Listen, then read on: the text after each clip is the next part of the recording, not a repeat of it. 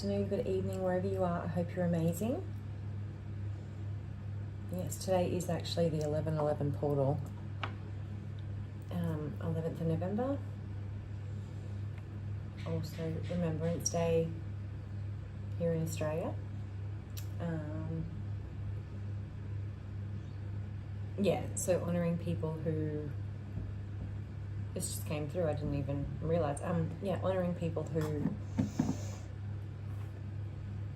fought to protect, not that I condone war in any way, but honouring those people who did serve and had to serve and had no choice but to serve, to honour and protect our country. So we thank them very much. Okay. I didn't know what I was going to talk about today, but then I got a little download about, what I think might help someone out there understand. It's definitely something I've had to understand myself, about myself and about my journey as well, and about other people and my awareness of other people and what I want in my life and what I don't. So what I'm going to talk about today is the difference that I feel like that I've been shown and that I've experienced as well, personally and interacting with other people, for my healing journey, for my life, for my journey, whatever, for yours. And you'll resonate with this, but in a different way that might relate to you, okay? And that is the difference between shadow energy and devil energy. Now, yes, there is an overlap. I totally get that, all right? So let's not go too much into the nitty-gritty of that, because there are different levels of vibrational frequency. So extremely low vibration and evil is, devil energy. So we all have a shadow. We all have an ego and we all have a shadow. And we've all done things in our life that we are not proud of. The point is to learn from that, to heal that, to heal whatever caused that, and to move forward and to integrate that and to make a different choice. The shadow is also required at times. So let's say you're a divine feminine and you operate in divine feminine energy. But when you're integrated in both, you still have access to your masculine energy, okay? Which means you can stand firm, you can set strong, healthy boundaries, you can protect yourself up against people who may be trying to manipulate you, take from you, or harm you physically, or your children, or whatever. So then you're able to step into your shadow side to assert that and remove yourself from any situation that may be harmful or whatever the case may be, or as I said, assert yourself strongly to anyone who does come across you, who tries to push past the boundary in whatever way that may look like for you, and that is different for everybody. So it is necessary, but it needs to be integrated. So it needs to be healed and there needs to be awareness around it, okay? So it's not just, you're not just flying off the handle at people if you're having a bad day, or, for women, if you're going through your time of the month or whatever the case may be, that you are able to emotionally regulate yourself to a degree that is integrated. Now, I'm not saying not having a bad day. I'm not saying not getting triggered, or not even getting triggered, but like not getting upset at something that annoys you or pisses you off, or whatever the case may be, because we're all human beings. We are all human. And I give you an example of a shadow aspect of me that I've had to integrate and heal and release and forgive. And this is not about blaming anybody else or judging anybody else or anything like that, because when we take radical responsibility, that's when we can heal to a deeper level and a deeper layer within ourselves. So the spirit of envy or jealousy, right? So there was a time in my life where I was envious, and I'm not saying, and this is the difference between like devil-like energy and shadow energy. So sometimes people can be, and we know that envy is one of the so-called 7 deadly sins, but it is just a lower vibrational energy as part of being a human being that needs to be healed and integrated, and it comes from different places and different people. So I didn't have jealousy in terms of like hatred or revenge on somebody. I was envious because I grew up very poor and I did, right? And what little money was left over, my father took for himself because he was a very greedy man. Okay, and again, something that I've had to heal, greed, like not me being greedy, but heal from that situation. And so what had transpired from that was, so that's where the root of it came from. And the journey that I've had to go on is, because I was envious of people who had lots of money, like really beautiful clothes, beautiful hair. They could afford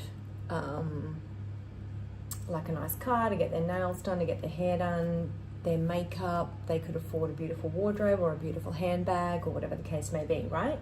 So I did grow up not in a super negative way, but I was just envious of people that had that because I never did. You know, and at school, like, I remember always being like, oh God, I wish I could have that, not those nice pair of shoes that that kid's wearing, but I don't. And it wasn't from a place of like nastiness. I was just envious of what other people had over me. And so, because I didn't get a lot of love from my parents, and again, this isn't about judging or blaming or anything, like it's just facts, like it is what it is. I grew up and I went into the corporate world and I chased success. I chased it down. Like, I was so ambitious. I chased down titles, big roles, big pay packets, okay? Because I wanted to be able to afford a beautiful wardrobe and a beautiful handbag and a beautiful car and a beautiful whatever for myself, because I never had that. So I chased that and I got that for myself, to the point where I had like 2 entire closets full of designer clothes, designer handbags, like 40 pairs of high heels that no one needs, jackets, ball gowns. Like, I'm talking like it was in line with the job that I had, because when you are in events and sales and venues and you're hosting all the time, like, you do need to look really good and you have to wear suits all day and every day. But like, I took it to the extreme, okay, because I wanted to be that. I wanted to be that because I never had that. And I wanted people to look at me and be like, you know, she's really refined and she's really beautiful and she's really got these nice things and she's really poised and da-da-da. Let me tell you, it is that is not where your love and your light comes from. It just comes from within you, right? You don't need all of that. Like, all of that is beautiful and great, but I didn't realize how much love and light I had inside me already, that I didn't need to perform, okay? And so, yes, I've had to heal that very, very deeply, and I now am no longer like that, okay? So I sold a lot of my stuff. I donated a lot of my stuff. I gave it to people that were the same size as me. I gave it to charities and all of that sort of stuff, and I barely have anything now, because that wasn't really who I was. That was an identity. That was a performance. Now, I'm not saying that I don't like nice things, but I don't go to the extreme anymore, because I've healed that part of me, and I care more about what's within than just collecting like 1,000 material objects, is what I'm saying. I'm not saying that you can't have nice things, or you shouldn't look nice or have nice clothes. So yes, and you know, you know, part of that envy was like, I had so much love and light inside me, and I loved being around other people who were like that, but people were also envious of me because I had that, and they tried to dim it. And they never ever told me how like loving or kind that I was as well. And so that was very painful, and that was something that I also had to heal because of their envy. Okay, so there are multiple root causes of shadows and this and that. Now I can look at somebody else's shadow without judgment and decide and discern for myself whether or not I want to interact with them or not.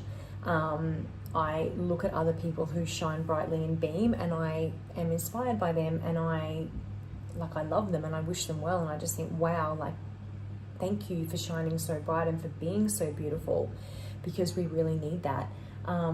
So yeah, never dim your light for anybody, but we do have to work on our own individual shadow aspects, and realize that if it's in our heart and if it's our desire, we can have that too, but we can have it in a healthy way. You know, so you don't have to look at somebody else and be jealous of what they've got, because what they've got is showing you what you have inside you, or what you could have if you put in the work. So yeah, there's got to be a balance. It can't be one way to this side and one way to this side. It needs to be balanced and equal.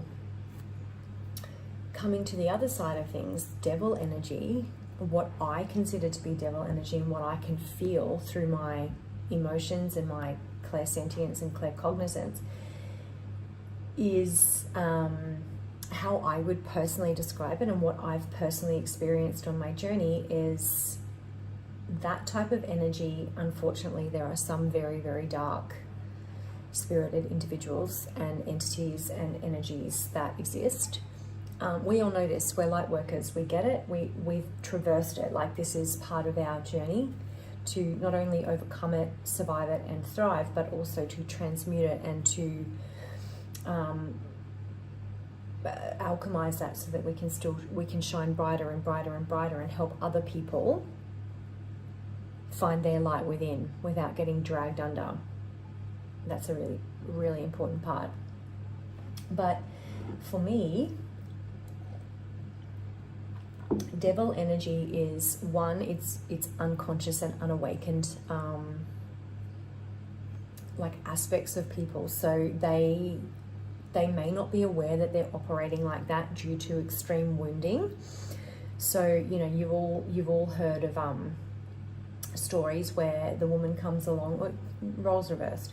You know, the woman comes along, the man's really broken down, he's going through a really rough time in his life, and, you know, all of her love, she pours it all into him. She pours in all of her healing energy and her love and her light and all of her effort, and she completely is consumed by him. She loses every other aspect of herself, and then he completely is healed, takes all of that energy and thinks that he's God's gift, and then cheats on her, leaves her broken, and just leaves her in the dust. Okay, that is devil energy. That is wounding. That is unconscious, sometimes intentional pain inflicted on another. So that's what I would say. Like, people who are abusive are operating in devil energy because they don't see anything wrong with what they're doing. And they will, unfortunately, and you can only pray for these people if you choose, they will intentionally step on other people to get what they want, and they do not care who they hurt, whether it's their wife, their husband, their partner, their children, their boss, their colleagues, family members, friends. Like, they will use and abuse anybody to get what they want, from a place of extreme self-centeredness, narcissistic spirit, spiritual darkness, etc. So that's what I would say is the difference. Oh, my little bubba. Come here to mommy. Oh, mommy's doing a video. Come here. It's okay, baby. Go. You need to have a sleep. I'm just going to feed my little girl. Come here, darling. Come here, baby girl. There's a pretty girl. Come here. So, the more we heal and the more we integrate, the more we can become aware of these other energies that we do not want in our life. Like, this is the point of healing and making better choices. It's about, number one, it's always about us. It's always from within, so without. As within, so without, etc. It's so that we can heal those and identify those, because you can never stop, like, everyone has free will, so you can never control or predict or stop you can by patterns of behavior, but you cannot stop another person's actions or intentions, but you can always control yourself, your emotions, your choices, and what you choose to engage in and what you choose not to engage in. And this is why we heal our traumas, so that we don't attract that any longer, and we can make better choices for ourselves. And when something like that does cross our path, we are able to step into that protective side of us that puts up a boundary that says no thank you. And having the awareness and the awakening, conscious awareness and discernment to move away from that, or to completely disengage, or not even interact with it. Now, there are times you do have to interact with it. I completely get that, because we do live in a dual, planet. So, you are going to come across people. Like, you might be in a restaurant having a wonderful time, and you may come across someone who's, particularly nasty, and, you always have a choice to leave, but, we are still going to encounter these types of people. So this is why it's so important to do our healing work, our shadow work, and become really aware of ourselves and integrate ourselves, so that we can. And the whole point that we go through all this stuff is to become spiritually jacked, pumped up, spiritual muscles, spiritually ripped. And we go through it, and we go through it, and we go through it, and we go through it, and we go through it, and we go through it, because it's building us up, it's initiating us, and it's helping us to not only bring more love and light to ourselves, but to the world, but also to combat the darkness, and transmute it and alchemize it. That's what we are here to do. Because, love and peace and the middle ground and authenticity is what we are moving forward towards, and harmony. But we know that the darkness likes to, unfortunately, hunt down the light, because it wants what we've got, and the devil is a liar. So, what I mean by that is, people who are unconscious, or people who are deeply, deeply wounded, you may love them very much, or you may have known them for a very long time, but if they're operating in that energy, you can't be around them. And not only that, they may or may not ever change. So it really is all about our own journeys and where we're going, because they're going to come after you because they want what you've got. And the devil is a liar. That's what I was saying. The devil is a liar. So the devil promises these people, by attaching these entities and these energies in their mind to fuck with them, being like, go after that one and you'll get, da-da-da-da-da. And it's all a lie, right? And then they realize that because, there is no honor among thieves. You've heard that before. So, it's like being in a dark organization, observing a dark organization or people, and you know that it's only a matter of time before they all implode and turn on each other, because they're all in it for just themselves, and they're all potentially carrying the energy of like spite or greed or hatred or negativity. And it's sad, and it is, but that's the truth. And so it's about having the awareness, the conscious awareness of that. This is what we came here to stop. This is what we came here to transmute and to heal as light workers, chosen ones, star seeds, grid workers. There's all sorts of different terms. Gods, children, yeah, all of these different terms and things like that. It's basically of the light. So we came here to transmute the darkness into light and to create a better world, healing for humanity at large, and for the planet, for Mother Earth and all beings, animals, etc., whilst simultaneously evolving our own soul's evolution, which is eternal. So yeah, it does take a bit to wrap your head around it as well, but you can always call on your guides or angels or spirit team or ancestors or higher self, or whatever it is that you align with and you like to call it and you like to resonate with, that makes you feel good, because it's meant to make us feel good, love, not fear, because fear is no good. So if you're feeling like the fear and this and that, that's not God. Okay, to feel good is to feel God. Even if you're in a tricky situation, it's still God will never make you feel that way. So I'm going to pull an abundance card to round this off, and I pray that you know, if you need help healing or integrating your shadow, that you can do so, for more awareness of yourself and your journey and your healing light, and for other people. What does it say? Oh, wow. I create daily habits that put my goals into action and my gifts into service. Yeah. That is so beautiful and so perfect, because all of this training, all of this work that we're doing, it's in service to God, and it's to bring forth the magic we've got within in whatever way we are called to serve, whatever our talents are, abilities, gifts, the light and the love that we are here to bring and share with other people. So that could not have been a more beautiful card that came out. Thank you, Spirit.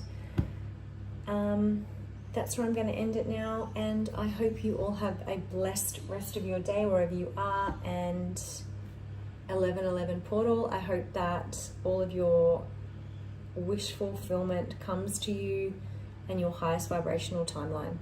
Bye.